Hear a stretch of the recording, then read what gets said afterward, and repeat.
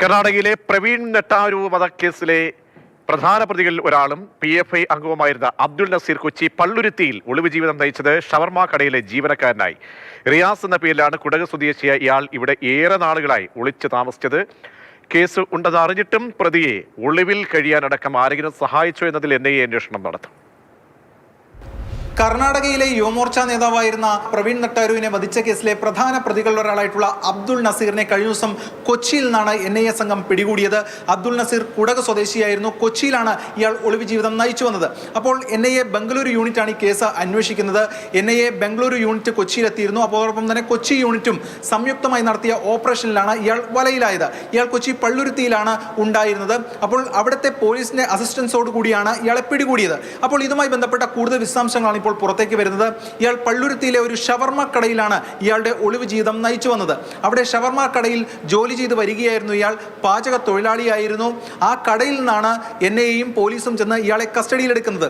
അപ്പോൾ പോലീസ് വരുമെന്ന് ഉറപ്പുണ്ടായിരുന്നതിനാൽ, അല്ലെങ്കിൽ NIA ടീം വരുമെന്ന് ഉറപ്പുണ്ടായിരുന്നതിനാൽ ഇയാൾ റെസിസ്റ്റ് ഒന്നും ചെയ്തില്ല. ഇയാളെ പിടികൂടിയ സമയത്ത് ഇയാൾ അവർക്കൊപ്പം പോവുകയാണ് ഉണ്ടായത്. തുടർന്ന് കൊച്ചി NIA കോടതിയിൽ ഹാജരാക്കിയ ശേഷം ഇയാളെ ബംഗളൂരുവിലേക്ക് കൊണ്ടുപോവുകയും ചെയ്തു. ഇയാൾ അറിയപ്പെട്ടിരുന്നത് റിയാസ് എന്ന പേരിലായിരുന്നു, അവിടെ കുടക് സ്വദേശി.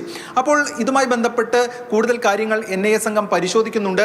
ഉടമയടക്കം പോലീസിനോട് പറഞ്ഞതായി പോലീസ് സംഘം വ്യക്തമാക്കുന്നത് ഇത്തരത്തിൽ ഒരു തൊഴിലെന്ന് പറഞ്ഞാണ് ഇയാൾ അവിടെ എത്തിയതെന്നും അങ്ങനെ ഒരു തൊഴിലാളി എന്ന നിലയിലാണ് അവിടെ നിന്നിരുന്നതെന്നുമാണ്. ഇത് സംബന്ധിച്ച് ഈ കേസുമായി ബന്ധപ്പെട്ട കൂടുതൽ കാര്യങ്ങളൊന്നും അറിയില്ല എന്നാണ് ഉടമയടക്കം, കടയുടമയടക്കം പോലീസിനോട് പറഞ്ഞിരിക്കുന്നത്. എന്തായാലും NIA സംഘത്തെ സംബന്ധിച്ചിടത്തോളം ഇതിലൊരു ഹാർബറിംഗ് എന്ന് പറയുന്ന ഒരു ആംഗിൾ പരിശോധിക്കുന്നുണ്ട്. ഇയാളെ ബോധപൂർവം ഇത്തരത്തിൽ ഈ കേസുണ്ട് എന്ന് കണ്ടുകൊണ്ട് ഒളിവ് ജീവിതം നയിക്കാൻ ആരെങ്കിലും സഹായിച്ചിട്ടുണ്ടോ എന്ന കാര്യമാണ് പ്രധാനമായും പരിശോധിക്കുന്നത്. അപ്പോൾ ഇതിന്റെ ഭാഗമായിട്ടുള്ള അന്വേഷണവും മറ്റു കാര്യങ്ങളും ഒക്കെ തന്നെ NIA സംഘം നടത്തും.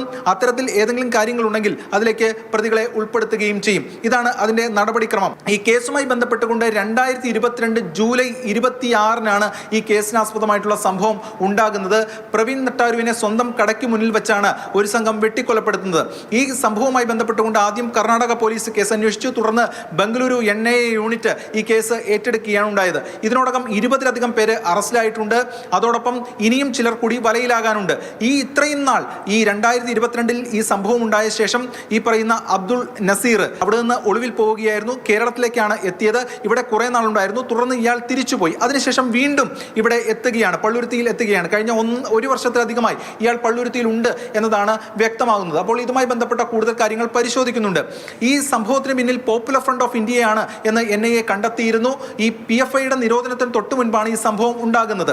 എന്തായാലും ഈ PFIയുടെ നിരോധനത്തിലേക്ക് അടക്കം വഴിവെച്ച ഒരു കേസ് കൂടിയായിരുന്നു ഈ പറയുന്ന പ്രവീൺ നെട്ടാരു വധക്കേസ്. ഇതിൽ നേരത്തെ NIA ചാർജ് ഷീറ്റ് അടക്കം നൽകുകയും ഒക്കെ ചെയ്തിരുന്നു. എന്തായാലും ഇപ്പോൾ NIA പ്രധാനമായും നോക്കുന്നത് ഇയാളെ സഹായിച്ചിട്ടുണ്ടോ ആരെങ്കിലും ഒളിവ് ജീവിതം നയിക്കാൻ എന്ന കാര്യമാണ്. ഇതോടൊപ്പം തന്നെ മറ്റു കൂടുതൽ പ്രതികളിലേക്കടക്കം ഈ കേസിന്റെ അന്വേഷണം പോകും എന്നതാണ് ഇപ്പോൾ വ്യക്തമാകുന്ന കാര്യം. എസ് രാഗിൻ, മാതൃഭൂമി ന്യൂസ്, കൊച്ചി.